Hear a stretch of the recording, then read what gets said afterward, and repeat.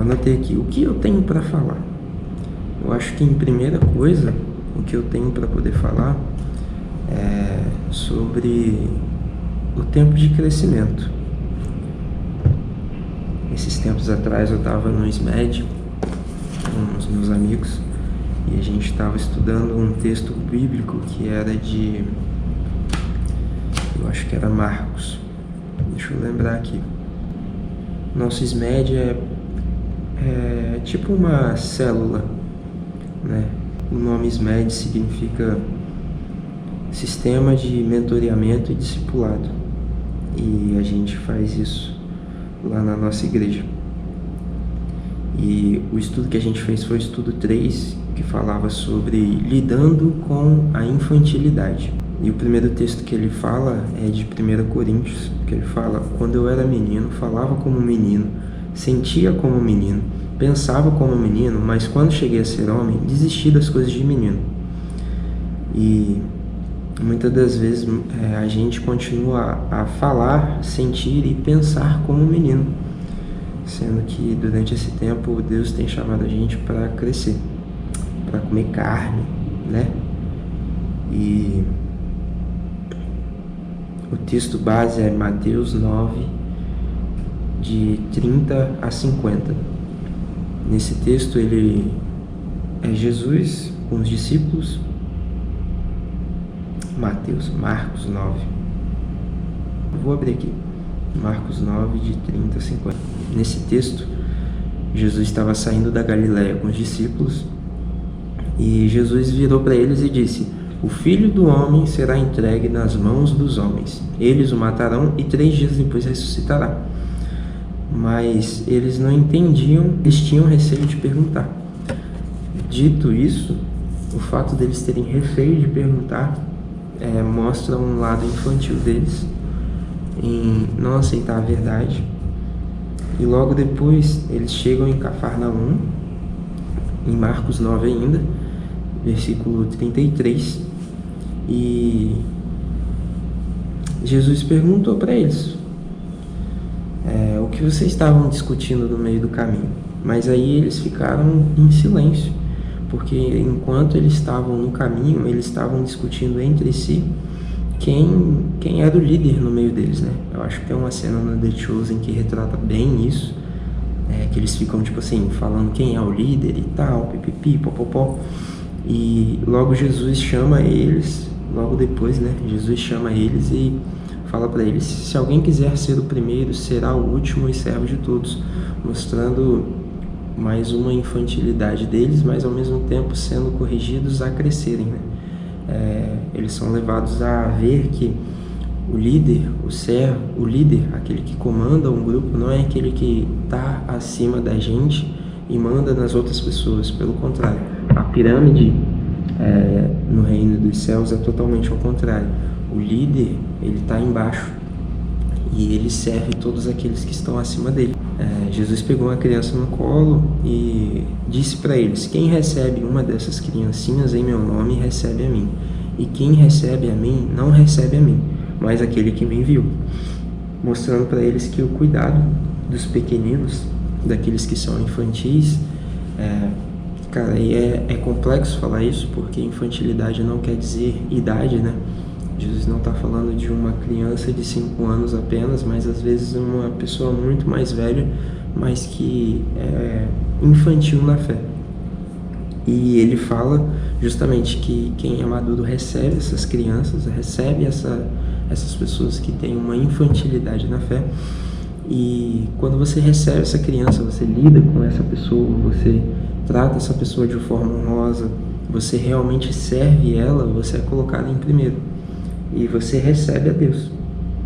Então, foi mais um chamado nessa semana que eu tive de crescimento, de realmente tempo de crescer, onde a gente precisa lidar com essas pessoas, a gente precisa entender que a gente já passou por essa fase e realmente caminhar junto com essas pessoas, porque isso se chama unidade. Unidade não é a gente andar simplesmente com o nosso grupo de amizades que estão no mesmo nível que a gente ou superiores, mas sim se condicionar a treinar aquilo que Jesus ensina para a gente que a gente precisa fazer para receber a Deus, que é servir quem é menor do que a gente. É realmente gastar tempo, paciência e exercer os frutos do Espírito. É incrível pensar que toda essa questão é uma oportunidade de Deus para a gente exercitar aquilo que nós fomos chamados para ser. Servos, como Jesus foi, humildes, como Jesus foi, mansos, como Jesus foi, e sábios, né? Logo depois o texto fala em Marcos 9:38 até o 41, onde os discípulos falaram que eles viram um homem expulsando demônios em nome de Jesus, e eles mesmos impediram o homem de expulsar os demônios, porque eles não estavam andando junto com os discípulos ou no meio da multidão. E Jesus na hora já dá uma lapada em João, falando que assim, não me impeçam ele. Versículo 39, não me impeçam, disse Jesus. Ninguém que faça um milagre em meu nome pode falar mal de mim logo em seguida. Versículo 40 ele continua, pois quem não é contra nós é a favor de nós. Em verdade lhes digo que quem der a vocês um copo de água em meu nome, por vocês pertencerem a Cristo, não perderá a sua recompensa. Dá pra ver muito na fala de João que ele estava tipo assim, tornando o grupo exclusivo, né? Uma exclusividade do tipo assim, a gente é elite aqui, se você não está andando com a gente, você não vai expulsar demônios. Sendo que não foi para isso que Jesus veio, né? Ele veio para realmente entregar para a gente o Espírito Santo, para que a gente tenha esse poder e até mais, né? O próprio Jesus fala isso, que nós vamos ter o Espírito Santo, onde nós vamos poder exercer poderes, sinais, maravilhas, milagres, e até mais do que o próprio Jesus fez aqui na Terra. Logo depois, a gente não para de apanhar, né? No versículo 42 até o 50, se alguém induzir a pecar um destes pequeninos que creem em mim, seria melhor que fosse lançado no mar com uma pedra de moinho amarrado no pescoço. Bom, só esse primeiro aí já é um pouco agressivo, né? Imagina Jesus falando para você amarrar uma pedra e se jogar no meio do mar para você morrer afogado. Eu acho que esse texto não quer dizer que Jesus quer que a gente faça isso, mas sim que Jesus quer que nós tenhamos consciência de que nós temos uma responsabilidade de cuidar dos pequeninos que creem em Jesus. E ele continua no texto, e se sua mão o induzir a pecar, corte-a. É melhor entrar na vida mutilado do que tendo as duas mãos e ir para o inferno, onde o fogo nunca se apaga.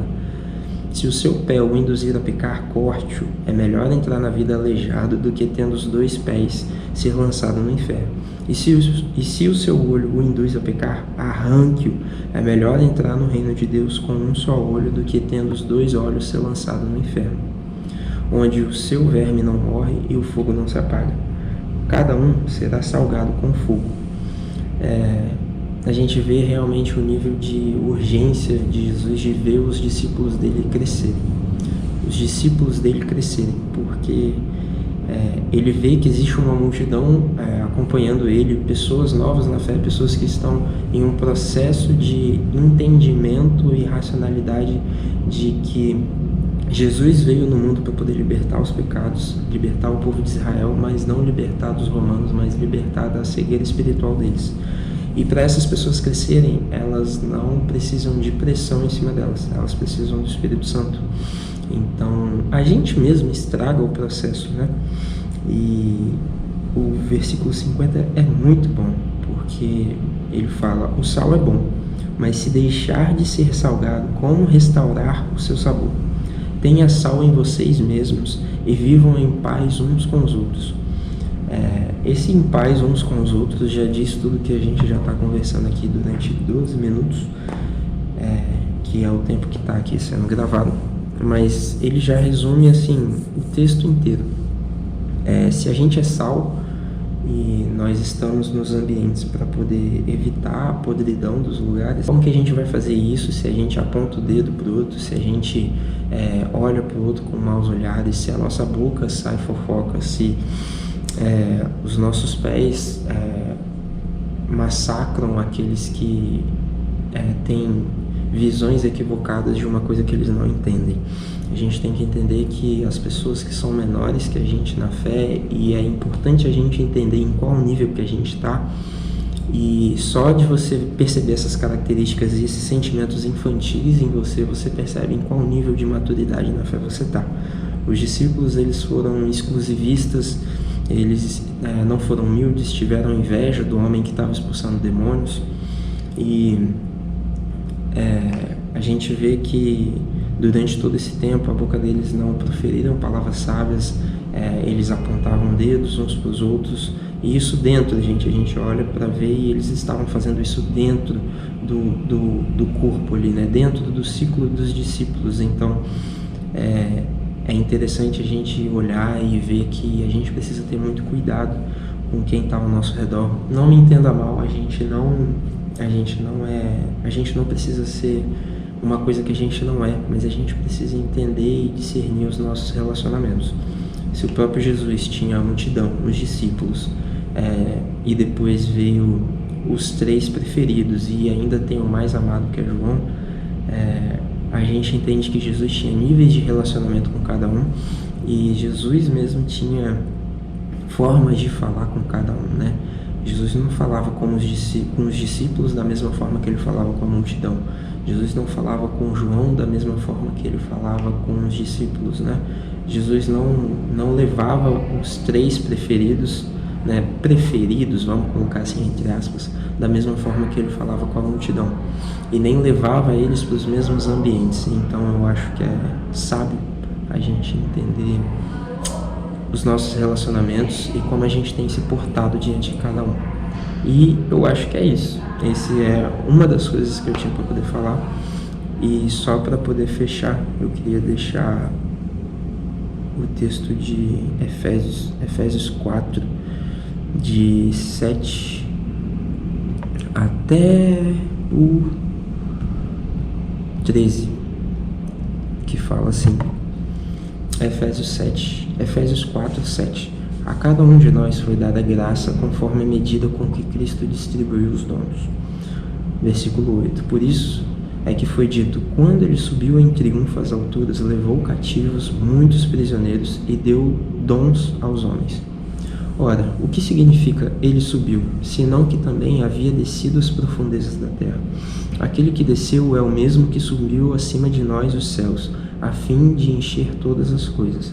Ele designou alguns para apóstolos, outros para profetas, outros para evangelistas, outros para pastores e mestres, com o fim de preparar os santos para a obra do ministério, para que o corpo de Cristo seja edificado, até que todos alcancemos a unidade da fé e do conhecimento do Filho de Deus e cheguem à maturidade, atingindo a medida da plenitude de Cristo.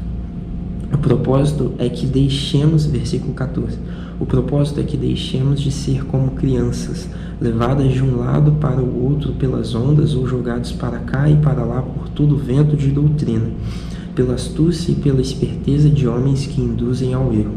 Versículo 15 e 16. Antes, seguindo a verdade em amor, cresçamos em todas as coisas naquele que é cabeça, Cristo, deixando todo o corpo ajustado e unido pelo auxílio de todas as juntas, cresce e edifica a si mesmo em amor à medida que cada parte realiza a sua função. Importante, e vou deixar o texto como finalizar para você poder ler várias vezes e refletir em cima disso, sobre o que ele fala do crescimento e o que ele tem chamado, o que Jesus tem chamado a gente para poder crescer. E é isso. Que o Senhor tenha falado com você, Deus te abençoe. E é isso, valeu, blau.